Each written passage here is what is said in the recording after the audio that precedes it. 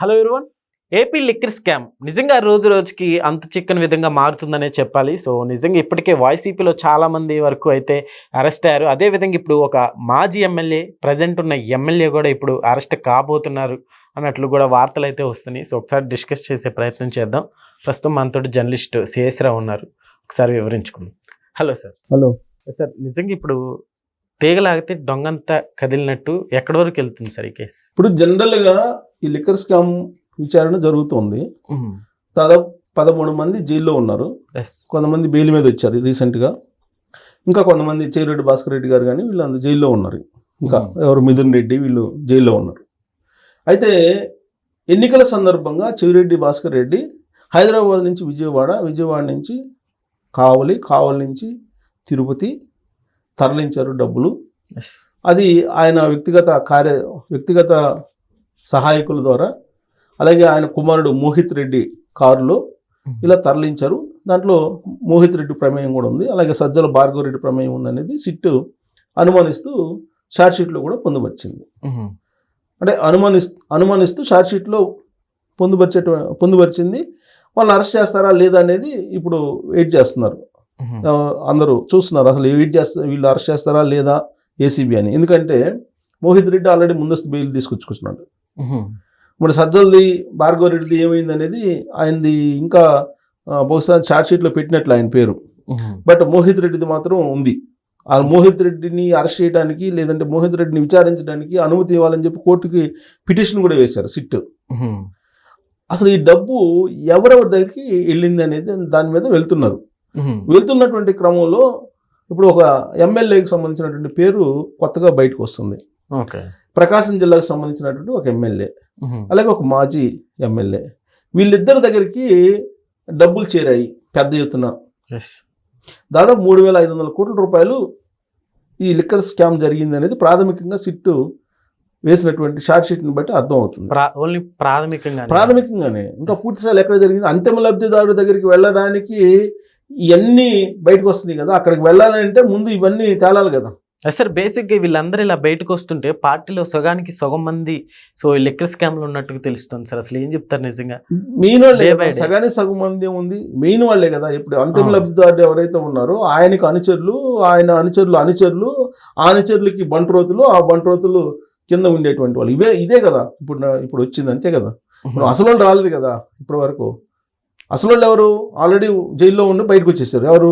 బాలాజీ గోవిందప్ప బయటకు వచ్చారు, ధనంజయ రెడ్డి బయటకు వచ్చారు, కృష్ణమోహన్ రెడ్డి బయటకు వచ్చారు. వీళ్ళ ముగ్గురు కీలకం అసలు అంతిమ లబ్ధిదారుడికి అనేది సిట్ చెబుతుంది. ఇప్పుడు చెవిరెడ్డి భాస్కర్ రెడ్డి అలాగే ఇప్పుడు మిథున్ రెడ్డి ఉన్నారు. వీళ్ళేంటి సూట్ కేసు కంపెనీలతో డబ్బులు తరలించారనేది కదా. ఎన్నికలకి మొత్తం డబ్బు హైదరాబాద్లో అనేక డంపులు ఏర్పాటు చేశారు. ఈ డంపుల నుంచి మీకు విజయవాడ నుంచి ఒంగోలు నుంచి తిరుపతి అటు తరలించారని కదా. మార్గ మధ్యలో ఉన్నటువంటి ఆ కాన్స్టిట్యున్సీలో డబ్బులు ఇచ్చుకుంటూ వెళ్ళారు. ఎవరెవరికి ఇచ్చారు అనేది ముందు తేలాలి కదా.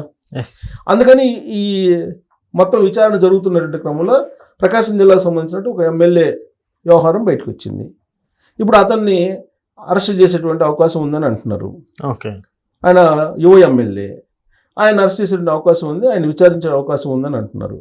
సో ఆయనకు కొంత డబ్బు వెళ్ళింది అనేది ఇప్పుడు వీళ్ళు ఈ మోహిత్ రెడ్డి వెహికల్లో వెళ్ళినటువంటి డబ్బులో కొంత డబ్బు ఆయనకి వెళ్ళిందని చెప్పేసి, అలాగే కావలికి సంబంధించి ఒక ప్రజాప్రతినిధి దగ్గరికి కొంత వెళ్ళింది అనేది సిట్ తేల్చుతుంది.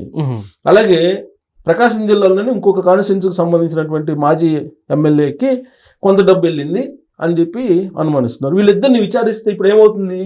ఇప్పుడు వాళ్ళు ఎవరికి ఇచ్చారని అడుగుతారు కదా. సిట్టు విచారణలో ఏమడుగుతారు? మీ దగ్గర డబ్బు చేరిందా? చేరలేదు అంటారు వాళ్ళు విచారణలో. ఇదిగో ఆధారాలు, పలానా రోజు పలానా విధంగా మీరు మాట్లాడుకున్నారా లేదా, మీరు పలానా చోట మీట్ అయ్యారా లేదా, దీనికి సంబంధించి ఆధారాలు ఇవ్వు అని చెప్పి వాళ్ళ దగ్గర ఉండేటువంటి టెక్నికల్ ఎక్స్పర్ట్స్ ఉంటారు. ఆ టెక్నికల్ ఎక్స్పర్ట్స్ ఇచ్చినటువంటి దాని ప్రకారం ఫోన్ సిగ్నల్స్, లేదంటే ఫోన్ డేటా, లేదంటే వాట్సాప్కి సంబంధించినటువంటి మెసేజ్లు ఇవన్నీ ఉంటాయి. వీటిని ఆల్రెడీ సిట్ సేకరించి పెట్టింది. వీటిని చూపించిన తర్వాత నిజం అవుతుందా అని అంటే ఒప్పుకోక తప్పదు కదా. ఓకే, తీసుకున్న తర్వాత ఎక్కడ పంచావు అని అడుగుతారుగా. నెక్స్ట్ వాళ్ళు ఎక్కడ పంచారని చెప్పాలిగా. ఏ మండల లీడర్లకి అంత ఇచ్చారు అనేది చెప్పాలిగా. ఇప్పుడు శివిరెడ్డి భాస్కర్ రెడ్డిని అదుపులో తీసుకుని విచారించిన తర్వాత ఆ డబ్బులు ఆయనే అని చెప్పి తేలింది. తేలిన తర్వాత నెక్స్ట్ ఎవరి ద్వారా ఆ డబ్బులన్నింటినీ పంపించావు అని అంటే అది కూడా తేలింది కదా. ఫస్ట్ లేయరు, సెకండ్ లేయరు, ఇప్పుడు థర్డ్ లేయర్కి వచ్చారు. థర్డ్ లేయర్ ఎవరు? ఈ ఎమ్మెల్యే, ఒక మాజీ ఎమ్మెల్యే, ఒక ఎమ్మెల్యే కదా. ఇప్పుడు వాళ్ళని విచారిస్తారు, అరెస్ట్ చేసి లేదంటే విచారణకు పిలిచినప్పుడు మీరు ఎవరికి ఇచ్చారంటే నెక్స్ట్ ఎమ్మెల్యే తర్వాత ఎవరు ఉంటారు? మండల లీడర్లు ఉంటారు. ఆ మండల లీడర్లకి ఎవరెవరికి ఎంత ఇచ్చావు లెక్క తేలాలి కదా. అసలు ఫస్ట్ 3,500 కోట్లు ప్రాథమికంగా వీళ్ళు అవినీతికి పాల్పడారని ఫైనల్ చేశారు కదా. ఈ 3,500 కోట్లు ఎక్కడెక్కడికి ఎంత వెళ్ళింది? విదేశాలకు ఎంత వెళ్ళింది? అక్కడ మైనింగ్కి జాంబియాలు ఎంత పెట్టారు, ఉగాండాలు ఎంత పెట్టారు, లేకపోతే టాంజానియాలు ఎంత పెట్టారు, ఇవన్నీ తేలాలిగా. అక్కడికి ఎంత పంపించారు, గోల్డ్ రూపంలో ఎంత కొన్నారు, తర్వాత సినిమాలకి ఎంత పెట్టారు, ఇవన్నీ తేల్చాలిగా, కోర్టుకి చెప్పాలిగా. 3,500 కోట్లు స్కామ్ జరిగిందని చెప్తున్నారు, బాగానే ఉంది. ఎక్కడ జరిగిందని అడుగుతుంది కదా కోర్టు. అడిగినప్పుడు ఈ మొత్తం వివరాలు చెప్పాలి కదా. దాంట్లో భాగంగా విచారిస్తూ వస్తున్నటువంటి క్రమంలో ప్రకాశం జిల్లా దగ్గర ఆగిపోయింది. ఒంగోలు దగ్గర అక్కడ ప్రకాశం జిల్లాకు సంబంధించి వాళ్ళని రేపో మాపో విచారించే అవకాశం ఉంది. విచారించినప్పుడు ఆ మండల లీడర్లకి ఎవరెవరికి ఎంత ఇచ్చారు, వాళ్ళు ఏం చేశారు, వాళ్ళు డబ్బులు పంచారా ఓటర్స్కి, లేదా వాళ్ళు సొంత జేబులు వేసుకున్నారా, ఇది కూడా తెలియ అవకాశం ఉంది. ఎందుకంటే సపోజ్ ఒక ఎక్స్పర్సన్ని తీసుకున్నారు విచారణకి, అతని ఒక 10 కోట్లు నువ్వు ఏం చేసావు? ఆ 10 కోట్లు ఇప్పుడు వీళ్ళు తీసుకెళ్లి వెహికల్లో అయితే 10 కోట్లు ఇచ్చారని చెబుతున్నారు కదా, తీసుకున్నామని ఆధారాలు కూడా ఉన్నాయి కదా. మరి ఆ 10 కోట్లు ఎవరికి ఇచ్చావు? ఇదిగో వీళ్ళకి ఈ ముగ్గురికి నేను 3 కోట్లు ఇచ్చానని చెప్తాడు. నెక్స్ట్ ఆ మండల లీడర్ల దగ్గరికి వెళ్తారు. వెళ్ళి ఆ 3 కోట్లు ఎక్కడ చేసావు, ఏం చేసావు నువ్వు అని అడుగుతారు. 3 కోట్లు ఏం చేసినప్పుడు నేను జనాలకు ఇంత పంచాను అంటారు. జనాలకు ఇంత పంచాను, ఇంత నా సొంతానికి ఉపయోగించుకున్నాను అంటారు. లేదంటే వాళ్ళ ఐటీ రిటర్న్స్ చూపించమంటారు. ఐటీ రిటర్న్స్ చూపించి నీ ఆర్థిక పరిస్థితి ఏంటి, అసలు నీకు ఇప్పుడు మొత్తం 3 కోట్లు పంచావా, లేకపోతే 3 కోట్లలో ఒక 2 కోట్లు జేబులు వేసుకుని 1 కోటి పంచావా, ఒకవేళ 2 కోట్లు నువ్వు సొంత జేబులు వేసుకుంటే ఆ 2 కోట్లు ఏం చేసావు. ఇది అంతిమ మొత్తం ఇన్వెస్టిగేషన్. అలా ఇప్పుడు ఒక మాజీ ఎమ్మెల్యే ఉన్నారు. ఆ మాజీ ఎమ్మెల్యే కింద కొంతమంది మండల లీడర్లు ఒక 5 కోట్ల రూపాయలు డంపు ఏర్పాటు చేసుకున్నారు ఈ ఒంగోలు మధ్యలో, ఒంగోలు ప్రాంతంలో. ఆ 5 కోట్ల రూపాయలు అసలు ఆ మండల లీడర్ ఎలక్షన్లప్పుడే కొంత ఒక 3 కోట్ల రూపాయలు లేపేశారని చెప్పేసి పేపర్లో కూడా వచ్చింది. ఆ ప్రకాశం జిల్లా పేపర్లో వచ్చింది అప్పట్లో. మరి ఆ మండల లీడర్లు లేపేసిన డబ్బులు ఎంత, ఎవరు ఆ మండల లీడర్లు, ఆ 3 కోట్ల రూపాయల్లో ఎక్కడ అసలు దాచారు? ఫస్ట్ ఎక్కడ దాచారు మీరు? ఆ దాచిన డబ్బుల్లో మీరు ఎంత ఖర్చు పెట్టారు, ఎంత మీరు దోచేసిన డబ్బు మీరు ఎక్కడ పెట్టారు? ఒకవేళ డ్రగ్స్కి పెట్టారా, లేదంటే గంజాకి పెట్టారా, ఫర్దర్గా ఏమన్నా మీరు గంజా వ్యాపారం చేస్తున్నారా, లేదా డ్రగ్స్ వ్యాపారం చేస్తున్నారా, ఈ డబ్బులతోటి ఏం చేశారు? ఇల్లు కొన్నారా, లేదా కారు కొన్నారా, లేదా ఇంకోటి చేశారా, ఏం చేశారు? మీరు పొలం కొన్నారా? ఇవన్నీ విచారించే అవకాశం ఉంది. సో కాబట్టి ఒక మాజీ ఎమ్మెల్యే, ఒక ఎమ్మెల్యే, వీళ్ళిద్దరిని అరెస్ట్ చేస్తే గ్రౌండ్ లెవెల్కి ఇప్పుడు ఇన్ఫర్మేషన్ వెళ్ళే అవకాశం. ఆ తర్వాత కావలి వెళ్తారు, ఒంగోలు అయిపోయిన తర్వాత కావలి వెళ్తారు, కావలి తర్వాత చిత్తూరు వెళ్తారు, తిరుపతి.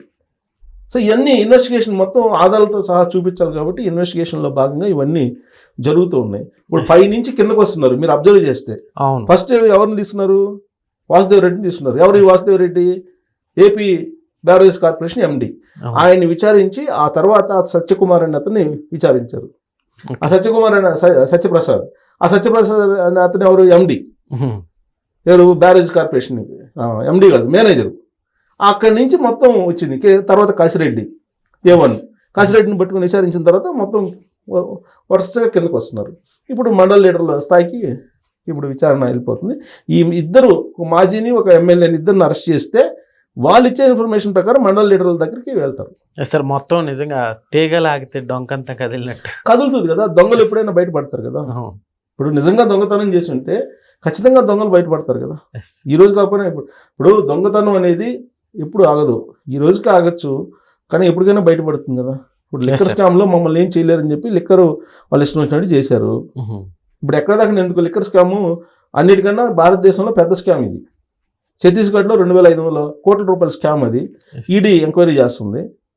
అలాగే ఢిల్లీలో 100 కోట్ల రూపాయల లిక్కర్ స్కాము. కవిత తిహార్ జైలుకి వెళ్ళింది. అది కూడా ఈడీ సిబిఐ రెండు విచారించింది. ఒక ఆంధ్రప్రదేశ్లో మాత్రం ఈడీ కానీ సిబిఐ కానీ ఎంటర్ అయ్యి విచారించట్లా, ఒక సిట్ తప్ప. ఇప్పుడు సిట్ 2 ఛార్జ్ షీట్లు వేసింది, 3వ ఛార్జ్ షీట్ కూడా వేయబోతుంది. మరి ఎందుకు సిబిఐ అలాగే ఈడీ ఎంటర్ కాదు?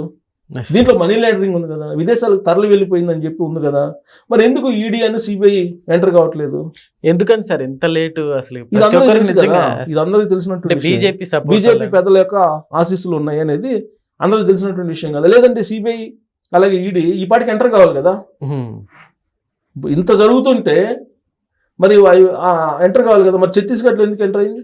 గతంలో తెలంగాణలో కూడా తెలంగాణలో ఎంటర్ అయింది కదా, తెలంగాణ ఎంటర్ అయింది, తమిళనాడులో ఎంటర్ అయింది కదా. మరి ఇక్కడ ఎందుకు ఎంటర్ కావట్లేదు? ఇది స్కిన్ స్కామా? కాదు కదా, అన్నిటికన్నా పెద్దది కదా. మళ్ళీ ఆధారాలు ఉన్నాయి కదా, రెండు ఛార్జ్ షీట్లు వేశారు కదా, 3వ ఛార్జ్ షీట్ వేయబోతున్నారు కదా. అంటే ఆశీస్సులు ఉన్నాయి, కాకపోతే ఎంతవరకు ఆశీస్సులు ఉంటాయి అనేది ఒక పెద్ద చర్చ. ఈలోగా సిట్ చేయాల్సిన పని చేస్తుంది. సో కాబట్టి రేపు మాపు వీళ్ళని అరెస్ట్ చేస్తే కనుక మండల లీడర్ల వ్యవహారం కూడా తెలిపోతుంది. అప్పుడు అసలు మొత్తం అంతిమ లబ్ధిదారు దగ్గరికి వెళ్తారు. అప్పుడు గ్రాస్ రూట్ నుంచి మళ్ళీ వెనక్కి వెళ్తారు. వెనక్కి వెళ్ళినప్పుడు అంతిమ లబ్ధిదారు దగ్గరికి వెళ్తారు. Okay sir, thank you.